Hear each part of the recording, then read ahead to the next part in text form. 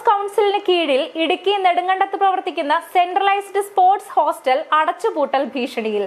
നെടുങ്കണ്ടത്തേക്ക് sports council കുട്ടികളെ അനുവദിക്കാത്തതാണ് പ്രതിസന്ധിക്ക് കാരണം. ഈ അധ്യയന വർഷം ഇവിടേക്ക് പുതുതായി എത്തിയത് ഒരു കായിക താരം മാത്രം. 2008 നെടുങ്കണ്ടത്ത് ആരംഭിച്ച സ്പോർട്സ് ഹോസ്റ്റലിൽ തുടക്കത്തിൽ 98 താരങ്ങളാണ് ഉണ്ടായിരുന്നത്. ജൂഡോ, അത്ലറ്റിക്, ആർച്ചറി എന്നീ ഇനങ്ങളിൽ പരിശീലനം ഉണ്ടായിരുന്നു.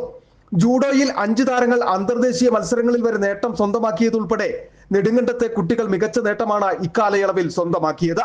എന്നാൽ പിന്നീട് സ്റ്റേഡിയമില്ലെന്ന കാരണം ചൂണ്ടിക്കാട്ടി അത്ലറ്റിക് വിഭാഗം നിർത്തി. തുടർന്ന് ജൂഡോയിലും ആർച്ചറിയിലുമായി 60ഓളം കുട്ടികൾ ഉണ്ടായിരുന്നു. ഈ വർഷം മുതൽ ആർച്ചറിയുടെ പരിശീലനവും അവസാനിപ്പിച്ചു. അവശേഷിച്ച ജൂഡോയ്ക്കായി ഈ വർഷം സ്പോർട്സ് കൗൺസിൽ പുതിയതായി അയച്ചത് ഒരാളെ മാത്രം. പെൺകുട്ടികളടക്കം 11 പേരാണ് നിലവിൽ ഇവിടെയുള്ളത്. നെടുങ്കണ്ടത്ത് ഹൈ ആൾട്ടിറ്റ്യൂഡ് സിന്തറ്റിക് സ്റ്റേഡിയം പൂർത്തിയായതോടെ അത്ലറ്റിക് പരിശീലനം പുനരാരംഭിക്കുമെന്നായിരുന്നു പ്രതീക്ഷ. എന്നാൽ അതും ഉണ്ടായിട്ടില്ല.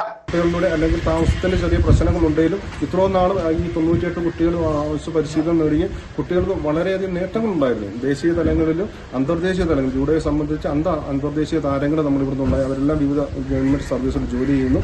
മറ്റ് ഈവന്റുകളും ആർച്ചറി അതൽസ് മോശമല്ലാത്ത രീതിയിലുള്ള കുട്ടികളുടെ പ്രകടനമായിരുന്നു നടന്നുകൊണ്ടിരുന്നത്. പഞ്ചായത്ത് വാടകയ്ക്കെടുത്ത് നൽകിയിരുന്ന കെട്ടിടത്തിൽ അസൗകര്യങ്ങളുടെ നടുവിലാണ് ഹോസ്റ്റലിന്റെ പ്രവർത്തനം. സ്പോർട്സ് ഹോസ്റ്റലിന് സ്വന്തമായി കെട്ടിടം നിർമ്മിക്കാൻ വർഷങ്ങൾക്ക് മുമ്പ് സ്ഥലം കൈമാറിയിരുന്നു. 5 കോടി രൂപയും ബഡ്ജറ്റിൽ വകയിരുത്തി. എന്നാൽ നടപടികൾ ഇഴഞ്ഞു നീങ്ങുകയാണ്.